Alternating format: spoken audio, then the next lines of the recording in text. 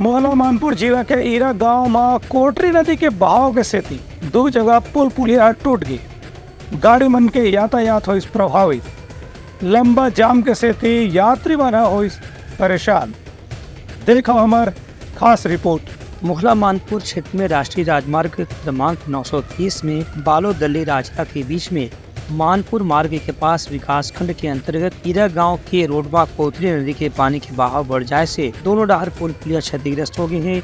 एक स्थिति गाड़ी की लंबा लाइन लगे है और आवागमन पूरी तरह से बंद हो गए है। इस समस्या के कारण राहगीर मंडला यहाँ आवे जावे में काफी परेशानी के सामना करना पड़े।